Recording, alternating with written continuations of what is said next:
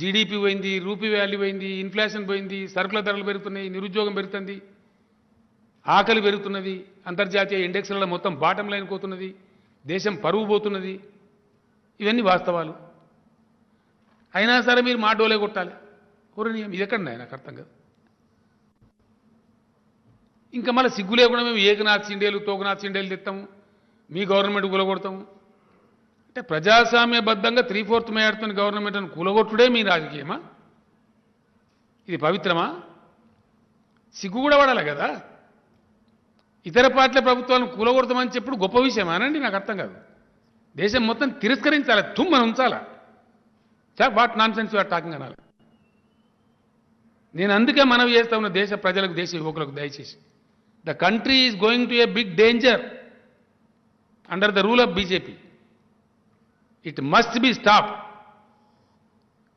The BJP government shall go at any cost.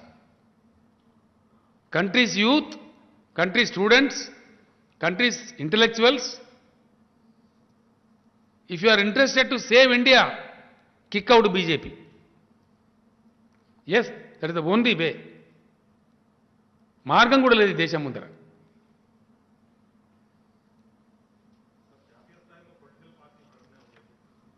చెప్తా కదా, చేయొద్దని ఏమైనా ఉందా? ఎందుకు చేయొద్దండి? వాళ్ళ గుత్తదారు ఉన్నారా? ఈ సిల్లర్ నా కొడుకులు అది కూడా మాట్లాడతారు.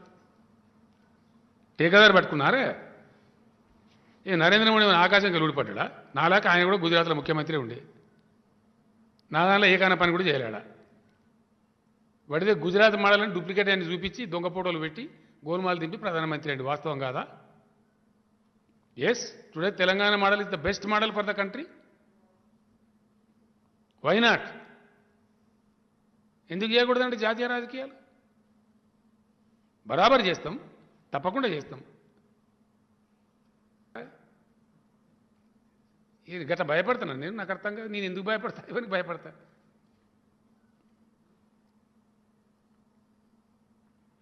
ఏదైనా వీళ్ళ డొల్లతనము, శాతగాంతనము, అసమర్థ విధానాలు బయటికి రాగానే ఉడిదిస్తారన్నట్టుగా హిజాబు, హలాలు, కాశ్మీర్ ఫైల్స్, కాకరకాయ ఫైల్స్ అయిపోయిగా డైవర్ట్. అదేంటి పుల్వామా, మట్టి మశానం, ఇవా నిజమైన ప్రశ్నలు, బలమైన ప్రశ్నలు రాగానే ఈ దందా. అందుకే కదా యశ్వంత్ సిన్హా గారు కరెక్ట్ చెప్పిండు ఆయన జలవిహార్ సభలో. మీరంతా అమాయకులు చూడబోతే మీ ముఖ్యమంత్రి అడిగిండు 10-20 ప్రశ్నలు, కానీ ఒక్కటి కూడా చెప్పాడు ఆయన. చెప్పిండు ఆయన, ఆ రోజు చెప్పిండు. ఏక్ బి ఉత్తర్ నహీ ఆయేగా, कोई आशा मत रखो इनसे, क्योंकि उनके पास उत्तर है ही नहीं. నిరుద్యోగులు వంచబడుతున్నారో, రైతులు వంచబడుతున్నారో, అత్తసొమ్ము అల్లడి దానం చేసినట్టు అద్భుతమైనటువంటి దేశ సంపదను వీళ్ళ వ్యాపారులకు కట్టబెడుతున్నారో, లక్షలాది కార్మికుల యొక్క ఉసురు పోసుకుంటున్నారో, ఇది మొత్తం స్విచ్ ఆఫ్ కావాలి తప్పకుండా. రేపు తప్పకుండా నరేంద్ర మోడీ ప్రభుత్వాన్ని మారుస్తాం, మా ఎల్ఐసిని అమ్మనీయం. గ్యారంటీ చెప్తున్నాను నేను, రాసి పెట్టుకోండి. ఒక ఏడాది అర్థం 2 నెలల టైంకి అంతే. We will reverse all bad policy of mister Narendra Modi.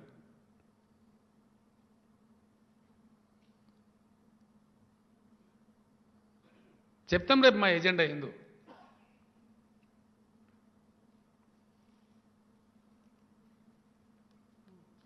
ఇంకా ఒక విషయం ఏంటంటే,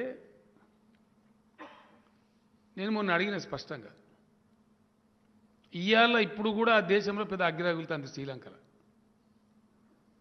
Sri Lanka parliamentary party parliamentary committee ముందు శ్రీలంక ఎలక్ట్రిసిటీ బోర్డు అధ్యక్షుడు బాజాప్తా స్టేట్మెంట్ ఇచ్చిండు. భారతదేశ ప్రధానమంత్రి నరేంద్ర మోడీ పేరుతో సహా చెప్పిండు, ఒత్తిడి వల్ల ఒక వ్యాపారవేత్తకు, పలానా వ్యాపారవేత్తకు మేము కాంట్రాక్ట్ ఇచ్చినాము. దాని మీద దేశవ్యాప్తంగా నిరసనలు జరుగుతున్నాయి, ప్రొటెస్టులు జరుగుతున్నాయి, ప్లకార్డులు పట్టుకొని. ఏది మన దేశ ఇజ్జతంతా పోతాను శ్రీలంక.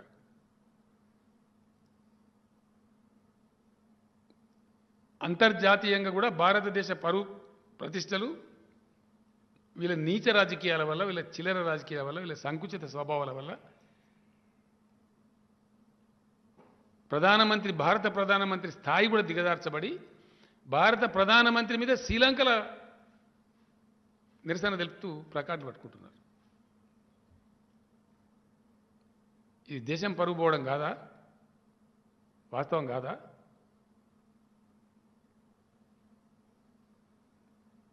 దాని మీద మౌనం గుట్టమైంది మోడీ గారు. తప్పైందని చెప్పు, మాఫీ నీకు నీ మాఫీ आप तो माफी का सौदागर है ही. अगर गलती हो गई तो माफी मांगो, क्यों छुपा रहे? क्या बात है भाई? हाँ, this is a democracy. We have a right to question. We are questioning.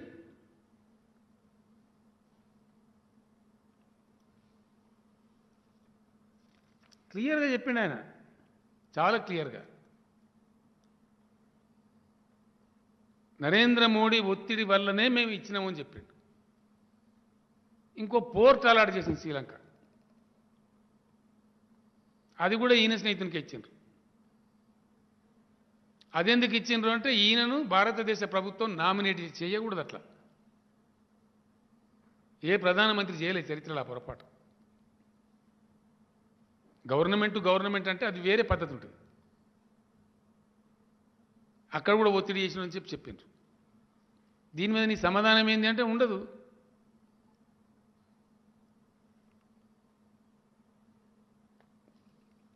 ఈ యొక్క అరాచకాలను, ఈ దుర్మార్గాలను ఇట్లనే భరిస్తూ పోతే ఈ దేశం సర్వనాశనం అవుతుంది. తప్పకుండా ఎటు కాకుండా పోతుంది. నేను గత ప్రెస్ కాన్ఫరెన్స్లో కూడా చెప్పిన, చెడగొట్టడం, కూలగొట్టడం చాలా ఈజీ, కానీ పునర్నిర్మాణం అనేది చాలా కష్టమవుతుంది. దేశం దెబ్బతింటుంది, మంచిది కాదు.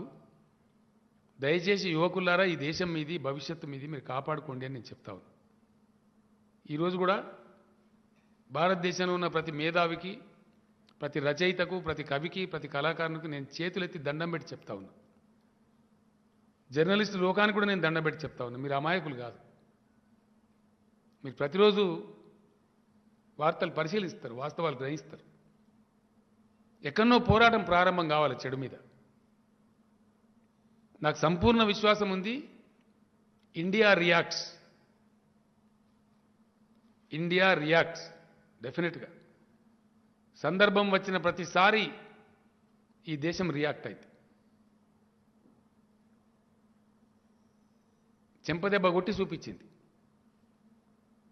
అప్రజాస్వామిక పోకడలతోని, అహంకారంతో నిరంకుశంగా వివరించి గతంలో ఏకనాథ్ షిండే, నాదెండ్ల భాస్కర్రావు రూపంలో కాంగ్రెస్ సృష్టించింది. ఎన్టీ రామారావు గారిని గద్దెదించి అప్రజాస్వామికంగా, అన్యాయంగా ఎన్టీ రామారావు గారిని గద్దెదించి అప్పుడు కూడా ఇట్నే ఏకనాథ్ షిండేని తెచ్చింది. కొట్టు కొడితే అదే భారత ప్రభుత్వం తల ఒగ్గి మళ్ళా రామారావు గారిని రీఇన్స్టేట్ చేసి దాకా కొట్టాలని తెలుగు ప్రజలు. మీరు అంతటొకటే మాట, సావు కదే మంత్రం, పిడుగు కదే మంత్రం, పెళ్లి కదే మంత్రం అంటే నడవది. మోడీ గారు దా తీసుకురా ఏకనాథ్ షిండేని తమిళనాడులో, నీకు దమ్ముంటే. నీ చెంచగాలు మాట్లాడుతున్నారు కదా, తీసుకురా ఏకనాథ్ షిండేని తెలంగాణలో దమ్ముంటే. తెలంగాణ సమాజం చెప్తుంది నీకు సమాధానం.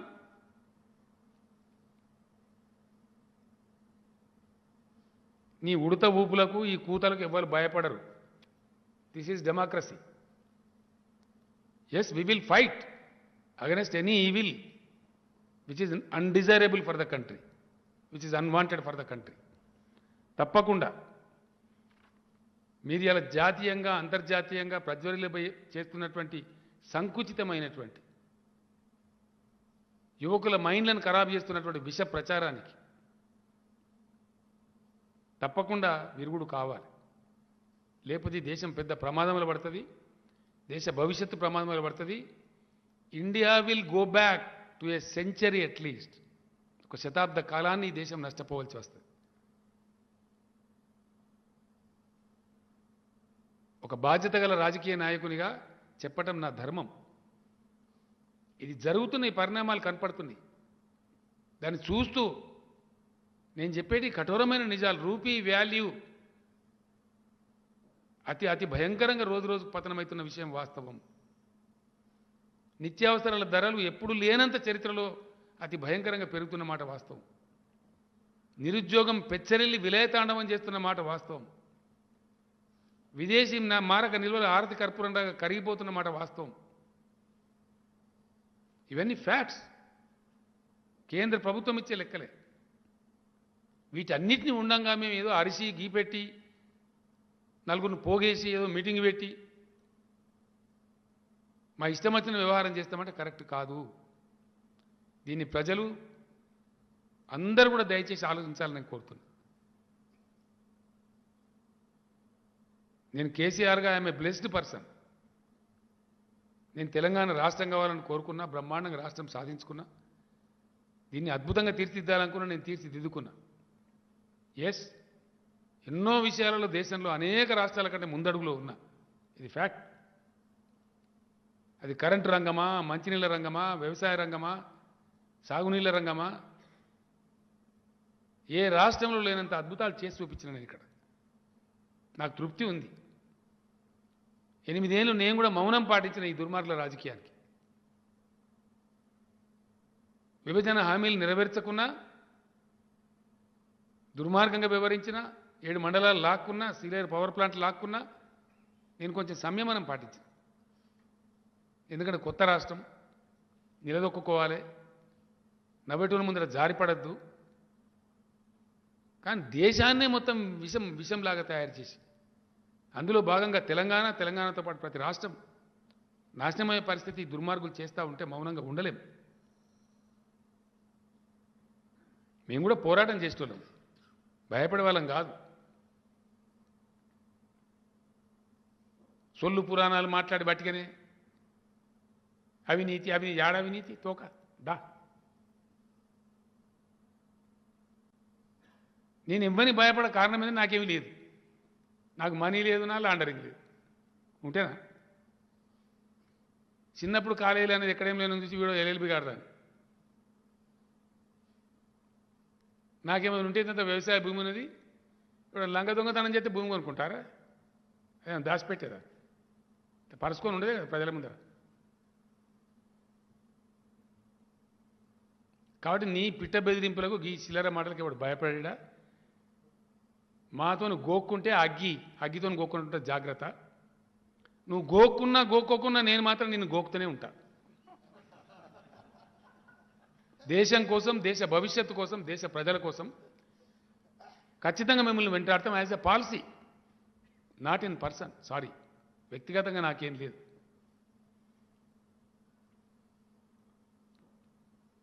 अगर देश खतरे में जा रहा है तो हम खामोश नहीं बैठेंगे. హాయ్ ఫ్రెండ్స్, మా టుడే టుమారో యూట్యూబ్ ఛానల్ చూస్తున్నందుకు చాలా థ్యాంక్స్. మరిన్ని లేటెస్ట్ వీడియోస్ కోసం వెంటనే సబ్స్క్రైబ్ చేయండి. అలాగే ఈ బెల్ ని కూడా రింగ్ చేసేయండి. మా నోటిఫికేషన్స్ అన్ని మీ మొబైల్లో వస్తాయి. అలాగే మా వీడియోస్ మీకు నచ్చితే లైక్ చేయండి, షేర్ చేయండి, నచ్చకపోతే కామెంట్ చేయండి.